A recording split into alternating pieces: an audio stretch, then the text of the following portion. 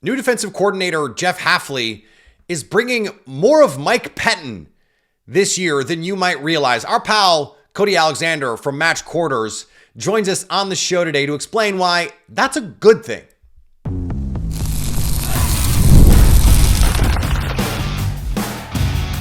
You are Locked On Packers, your daily Green Bay Packers podcast. Part of the Locked On Podcast Network, your team every day. You are Locked On Packers, part of the Locked On Podcast Network, your team every day. I'm Peter Bukowski, and I cover the Packers for The Leap, a newsletter I would love for you to subscribe to. Follow me on Twitter, Peter_Bukowski. Follow the podcast on Twitter, Locked On Packers.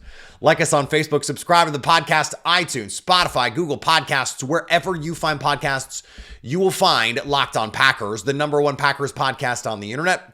And the show for fans who know what happened, they want to know why and how, thanks to everyone who makes Locked On Packers their first listen every day.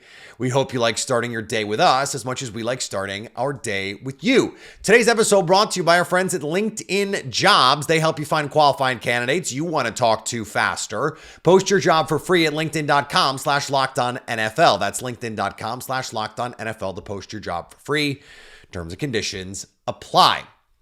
Cody Alexander from Match Quarters and the Art of X Show joins me on the show today to talk about the history of Jeff Hafley's scheme, how he got here, what he brings, what elements may be familiar, why certain defensive schemes have gone out of vogue, how Jeff Hafley evolved them, and why. What Xavier McKinney may be reading when we hear from Evan Williams about, Xavier McKinney is going to decide when and where the safeties are going to play. Is Xavier McKinney going to come up? Is he going to play deep? Is Evan Williams going to come up or play deep? Is Javon Bullard going to come up or play deep? So this is a show for the real ones, for the football sickos. This is a scheme show. It is. I had an absolute blast doing it, even if you're someone who is not heavy into the scheme. I think Cody Alexander is one of the best at taking these dense topics and explaining them. So believe in yourself, trust yourself that you can do this. I don't mean that to sound scary.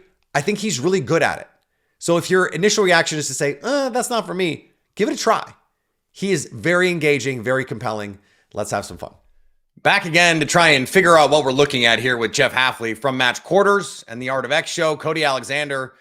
Cody, I'm grateful to have you here because trying to predict what Jeff Hafley is going to do, kind of a fool's errand anyway, because he is someone who he's going to throw some designer blitzes at you, some weird things that you've never seen. I'm going to take this back a little bit though. Let's go back to, he's in San Francisco. He's on that Robert Saleh tree. Robert Saleh has to change the way that their defense is playing. A lot of that single high cover three Seahawks DNA. What was it about what teams were doing that forced Saleh and people like that to make these changes from single high defenses? Yeah, the 2018 season in particular, if you go back to it, that basically broke the NFL. You like for real. There's an epoch, like it's a total transition. We're playing a completely different game. 2018 was it. 2019 is a weird year where people were trying to figure out. Some people were early and just said, screw it, let's just play a bunch of zone. Other people were like, nah, man, we're going to keep playing cover one and our single high coverages and country zones. And we're just going to do that. And really, 2019 is kind of when everybody figured it out. And then the Fangio and Staley really hit the too high revolution, which again does not mean quarters, does not mean cover two. It just means they're running everything from the table, meaning we're playing our safeties at depth and we're dropping down. So to me, when you really examine Saleh and that transition, and really like I tweeted something out the other day and about like the Shanahan defensive tree. People are like, you can't give him defense too, it's like, but yes, it is part of, and you alluded to this, yes, it is part of the Carroll system, but he decided we're only going to play wide nine. We're only going to, which means that our defensive ends are just going to be super wide. We're going to play a four down. We're going to have really wide defensive ends. we're going to play quarters, all the tools that we have within the quarter structure, and then we'll play cover one, and that will kind of be our changeup. You don't see the 49ers or the Jets really run, and really you could even go down to the Texans. You don't see them running a lot of cover two. There are quarters, cover one team, and then obviously, yes, everybody in the NFL runs cover three. So what really happened was the spread revolution that we had in the NFL, and really starting in 2018. McVay system, the Shanahan system, what's going on with the Chiefs, it just exploded through. People were starting to use air raid college schemes. I'll never forget 2018. People were like, when did my, the old NFL turn into college? It turned into the Big 12, and defenses had to adjust. And part of that was kind of going through a base nickel all the time and then playing a lot more quarters than we've ever seen in the NFL. Yeah, the irony of attributing it to Kyle Shanahan, the 49ers head coach, is it was Kyle Shanahan, the OC, that really broke this. Like Dan Quinn in Atlanta had no answers for Kyle Shanahan's offense. And there's famous stories of Dan Quinn being like, damn it, Kyle, like they couldn't even practice against it because he just was consistently had answers for it. What's interesting though, and you wrote a great piece about this, is you actually, in order to understand the way that Jeff Hafley is going to push that system forward, you actually have to go back one stop to Mike Pettine, who came from the Rex Ryan defense, because Jeff Hafley, he will blitz. He will come with looks and designer pressures. And he is not afraid to do that in ways that some of the other guys on this tree, at least historically, have not been. How do you see that influence impacting what we think we're going to see with Green Bay? Yeah, so the two lowest blitz rates in the NFL are the Jets and the Texans. And then you can throw in the top five, and the 49ers will be there as well. So this whole tree, that's why, like, when people are like, you can't call it the Shanahan tree, I'm like, guys, they're playing this defense like the same.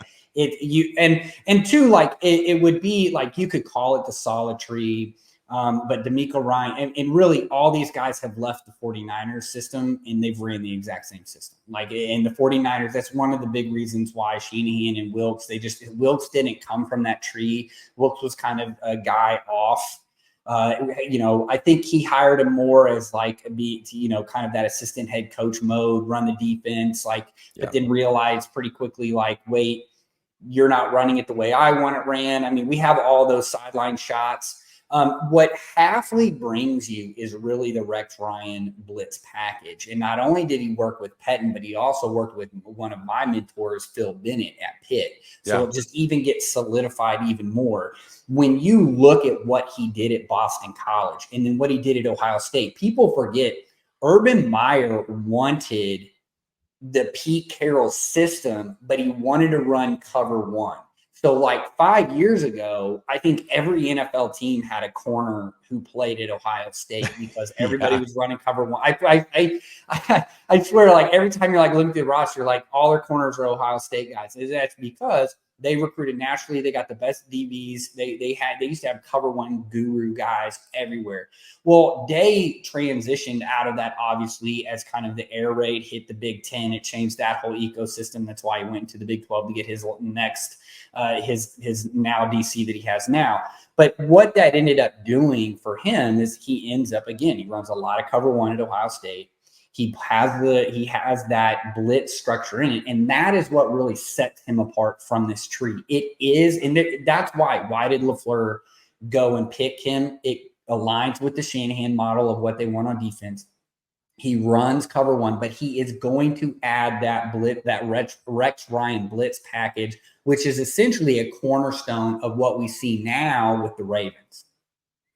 So it sounds like, Nate Tice is fond of calling the Matt LaFleur offense in the Aaron Rodgers era, at least an offense of the greatest hits. They're just like, okay, we're going to run dagger and we're going to run all of these staple concepts.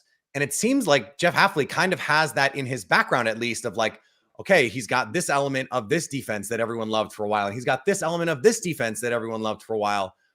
Why then is it so outside the norm?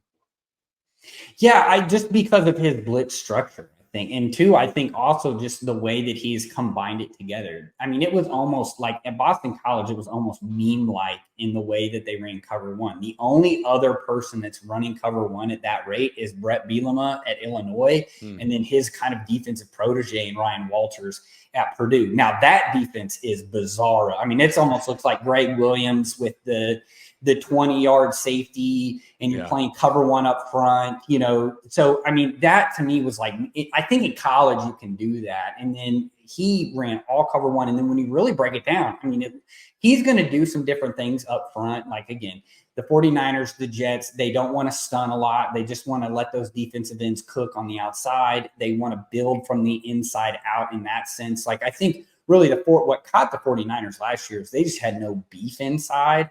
They had a bunch of like quick three techniques, like think of it like Warren Sapp type guy. That's like, I want a one-on-one with a guard. I'm really just pass rushing. So you end up like a Chris Jones would be another example of like another person who's that model.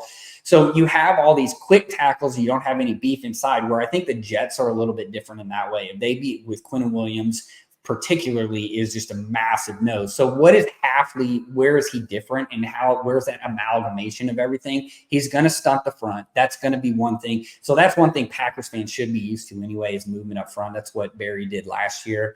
So we're going to see stunts in the front, which again, that's a Rex Ryan kind of part of that tree coming from the college system too. But you're going to see the wide nine. You're going to see cover one. You're going to see quarters. You're going to see the basic structures that you saw with the Jets and the 49ers in particular. Those are going to show up. But his difference is the blitz package is much more diverse. He's actually willing to blitz. It's not at a high rate either. I don't want to come on here and be like, hey, it's going to look like Brian Flores with 60% pressure rate.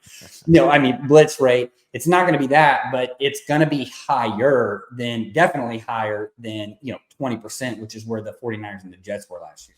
Well, all right, more with Cody Alexander coming up here on Locked On Packers. Today's episode brought to you by our friends at LinkedIn Jobs. When you're hiring for your small business, you want to find quality professionals that are right for the role. Duh. That's why you have to check out LinkedIn Jobs. LinkedIn Jobs has the tools to help you find the right professionals for your team faster and for free. LinkedIn isn't just a job board. LinkedIn helps you find the professionals you can't find anywhere else, even those who aren't actively searching for a new job but might be open to, the perfect role. In a given month, over 70% of LinkedIn users don't visit other leading job sites. So if you're not looking on LinkedIn, you're looking in the wrong place. On LinkedIn, 86% of small businesses get a qualified candidate within 24 hours. Hire professionals like a professional on LinkedIn. Post your job for free at linkedin.com/lockedonnfl. That's linkedin.com/lockedonnfl to post your job for free. Terms and conditions apply. Thank you for making Locked On Packers your first listen today. For your second listen, enjoy Locked On Fantasy Football. Get daily insight to the best fantasy draft strategies so you can win your league this season. Part of the Locked On Podcast Network, your team every day. Well, and you made this point in the piece that it's not just that he's going to blitz.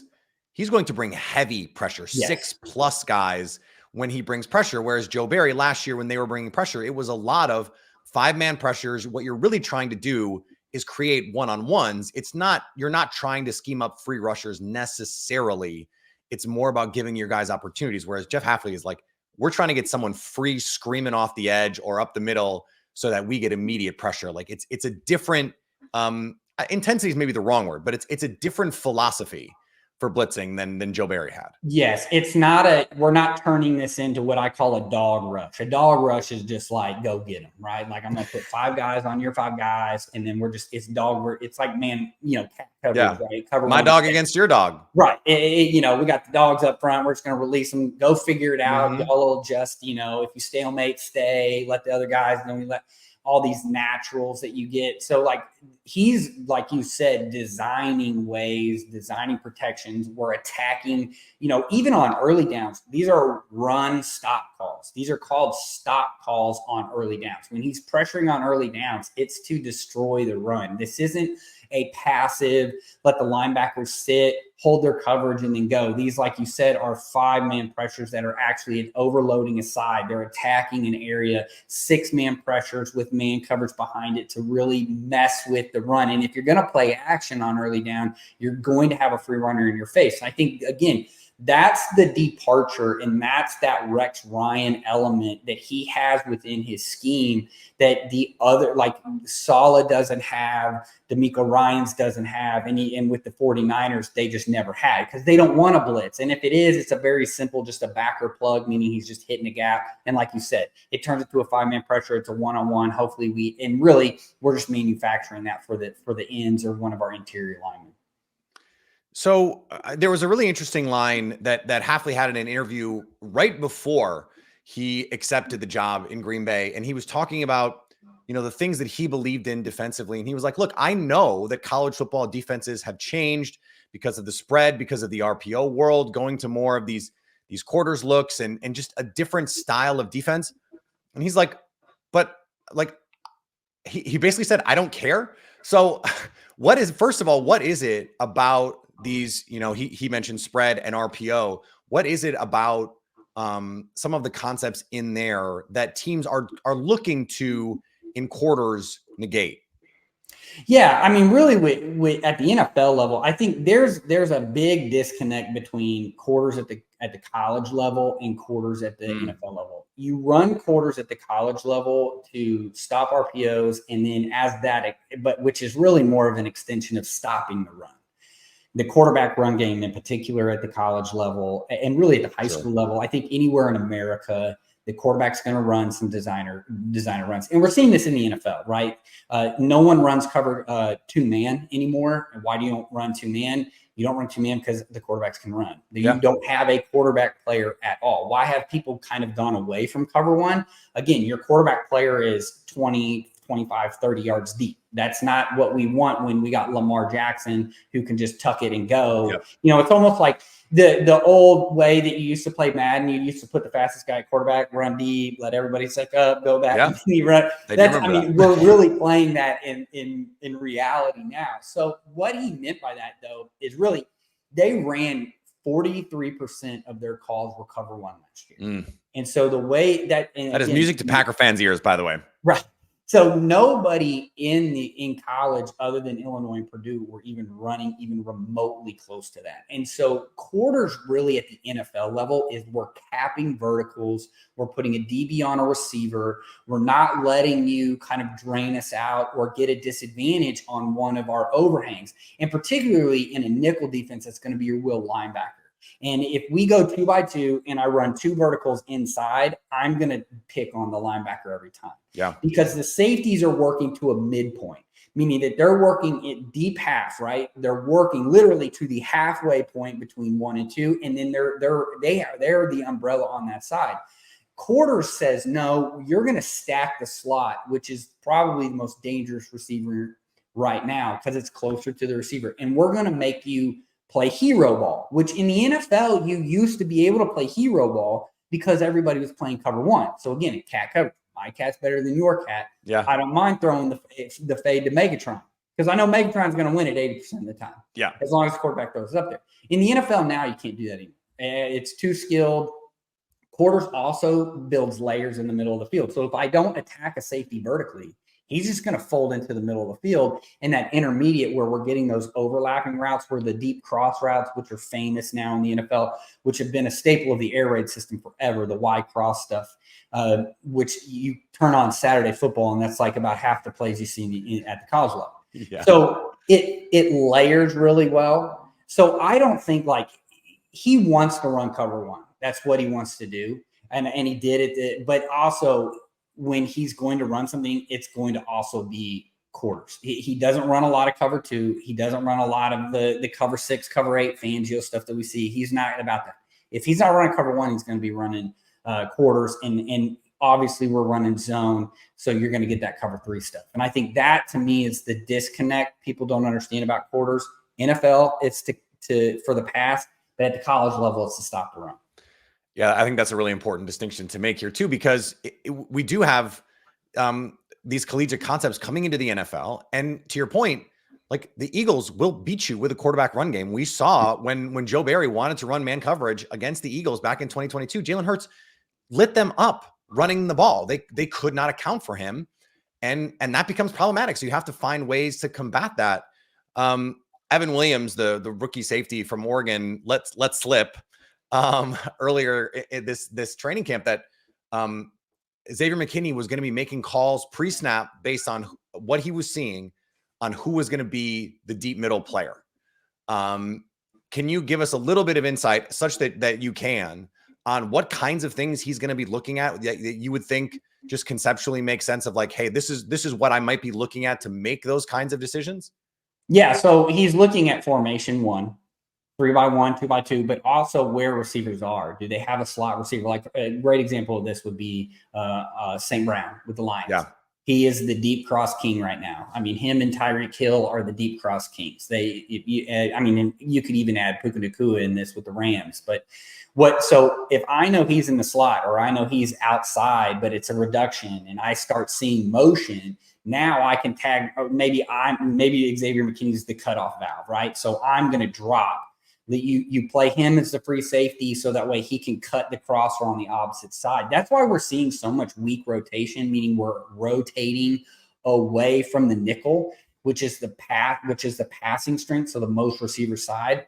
We're seeing a lot more of that because of the Y cross, which I say Y is tight end, but it's really these deep cross concepts coming from the passing strength, and offenses can mix it up anyway. That to me is what he's talking about. It could also be on an early down. Where's the tight end? There's a lot of what I call 3Y being played in the NFL right now, which is just essentially we're going to drop a safety on top of the tight end. And this also goes into kind of hints at they're probably going to play a lot from a too high shell. So you can hold that longer. It's easier to play down than it is to play back. So if I play from the table, so I play from depth, I have a clear view of everything in front of me. I can move down post snap. Once we get motion, because we know pre-snap motion in the NFL is a big thing. Now, once we get that motion, we get the ID from what we're getting, then now I can target it. What this also tells you too is they're going to be playing a lot of nickel, meaning those inside guys, those 2 linebackers, it's basically a 6-man box. So that 6-man box doesn't really change. You're going to have 2 overhangs. It's just where are they coming from? What coverage are they running behind it? And I know that this sounds crazy, but the front can be divorced from the coverage structure as long as the linebackers know what the main coverage is. Are we running cover 3? Are we running quarters? Or are we running cover 1? Because in that sense, then I know where I need to get to post snap. And the safeties just communicate where they're dropping in. Am I dropping in on the inside? Like if it's cover 3, am I dropping in inside the linebacker? So a buzz, they call it buzz. Am I buzzing inside? Am I outside, which a lot of times that term is called sky. So am I skying it? Am I buzzing it? Where am I? Is it weak or is it strong? And this sounds complex, but this is why you see a lot of like country or zone drop coverages in the NFL, because I call it a whiteboard coverage. It's literally X's on a whiteboard. It's just you're placing guys where you want them. And all they're listening for is a tag to know where do I need to go. And it sounds complex, but that's what you want, because if it sounds complex to you, then it looks complex to the offense. But the defense really knows where they're going, because we're not running, again, going back to the conversation of college quarters versus NFL quarters. This is not the complex. We're getting all of our matches. It's very matchy, the cover 7 stuff, Saban with, well, if he goes here, we're doing this. But if he goes here, we now got this. But then do I carry him? Like, it's like trying to draw, like it looks like a math problem, that meme. Yeah. Math problem. No, it's not that. We're getting to a spot. I'm relating to a player. It's zone match and not man match. So I don't have to worry. We don't have to go through all these match concepts. We don't have to worry about what are the route combinations. I'm relating to a guy. If he disappears, now I'm looking for the next guy. It's a lot simpler than you would think. And so that to me is a little bit of a hint of what they're trying to do on the back end. Still more to come here on Locked On Packers with Cody Alexander. That's next. Today's episode brought to you by our friends at Game Time, an authorized ticket marketplace of Major League Baseball, which makes getting tickets faster and easier. Prices on the Game Time app actually go down the closer it gets to first pitch. So with killer last-minute deals, all-in prices, views from your seat, and their lowest price guarantee, Game Time takes the guesswork out of buying Major League Baseball tickets. But it's not just Major League Baseball tickets. You get last-minute deals, and you can save up to 60% off sports, concerts, comedy, theater, and more. You can buy tickets up to an hour after an event has started at a deep discount. That's what Game Time can do for you. Take the guesswork out of buying Major League Baseball tickets or any kind of tickets, especially last-minute tickets with Game Time. Download the Game Time app, create an account, and use code LOCKEDONNFL for $20 off your first purchase. Terms apply. Again, create an account and redeem code LOCKEDONNFL for $20 off. Download Game Time today. Last-minute tickets, the lowest price guaranteed. Thanks for making Locked On Packers your first listen. Now go listen to Locked On Fantasy Football. Get daily insights to the best fantasy draft strategies so you can win your league this season. You can find the link to Locked On Fantasy Football in the description, so you don't even need to search for it. Part of the Locked On Podcast Network, your team every day. Yeah, it's been funny to me because the Packers have drafted so many Bulldog defenders that these Georgia guys are going, these NFL defenses are way simpler than what we're running at Georgia. Like it's, and you watch Georgia play and you go, yeah, I mean, that's true. And it's pretty interesting to see some of that. So I want to end here, Cody, because you wrote about in a different piece earlier this summer about Xavier McKinney and Javon Bullard and what they're able to bring to bear on this defense. And it has been a kind of a joy to just dream up ways to think about how they could use these guys. I'm thinking about 3 safety looks where you don't know if Xavier McKinney is going to come down and play the slot or overhang or deep, and Javon Bullard can do the same thing. And Bullard is making these great plays in practice. You're Evan Williams. All these guys they look like they're playing at a different speed than we've seen safeties play in Green Bay. How do you see Bullard and McKinney best deployed in a defense like this? Well, I really think that the Packers really showed you where the market is for safeties in the NFL. I actually tweeted it out this morning. There is a market inefficiency or really a deficiency in the safety market. Safety contracts are actually, I think it's like they have risen like 75%, whereas edges, quarterbacks, some offensive line, defensive line have just skyrocketed. So we're seeing all these teams start saying, well, what if we collected a bunch of starting safeties? I think it's also part of the ecosystem that we're in now.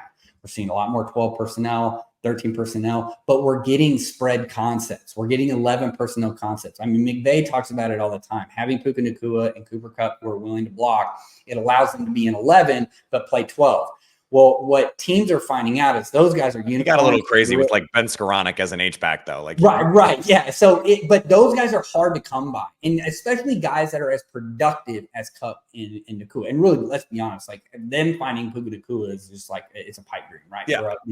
And also unfair. Come on, guys. Yes, I know, right? That he lands. I when they drafted him, I texted my friend Jordan Rodriguez and was like, "Oh my gosh, this is the perfect Rams receiver." Yeah. Like when they did this. So I was like, it's not fair. But what teams are figuring out now is like we can have 2 tight ends. We have a flex and we have a Y, right? So think about it. We can find, and now I'm just using names for familiarity, but we have a Kittle who can line up on the line. He can go out for a pass if we want, but we also have a Kelsey who is kind of a flex tight end, or a Hawkinson who's really more of a receiver. He's a flex guy. But if I can put 2 of those guys on, we can run all of our 11 personnel pass concepts, but we're challenging the defense to figure it out. That's why I think we're kind of, it's funny. The NFL wrote, the NFL.com had an article literally the beginning of August 10 years ago in 2014 about the rise of the big nickel. And here we are in 10 years later, and we're back in 3 safety looks with the big nickel and being able to find. So to answer your question,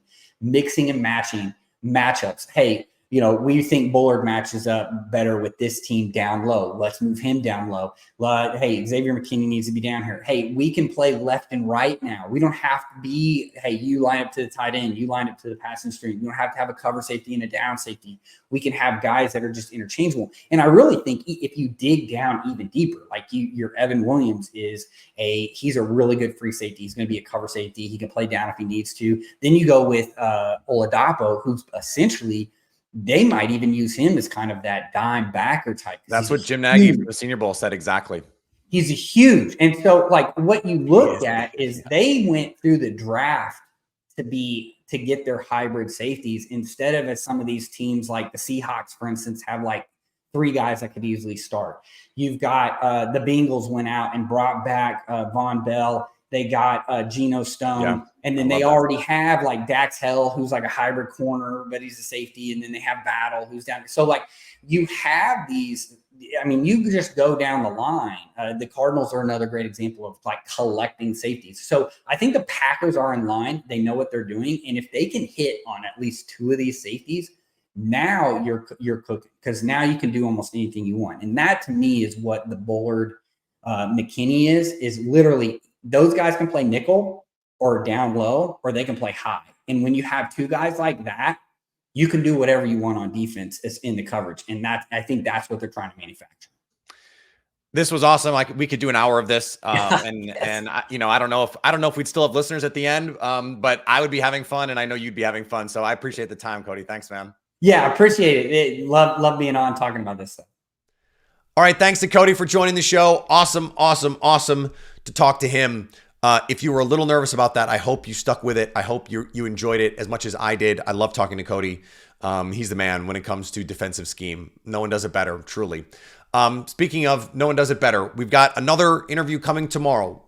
Warren Sharp Football, the gambling, the projections, all of the good stuff that is coming. He was the one that introduced the public consciousness to this idea of rest advantage. A ton of great insight coming. We have him on our show tomorrow for a Friday show. And then, of course, on Saturday, we are live. We are live, baby, after the game. Follow me on Twitter, Peter_Bukowski. Follow the podcast on Twitter, all the socials, Locked On Packers, Instagram, TikTok, YouTube. Subscribe wherever you find podcasts so you can stay Locked On Packers.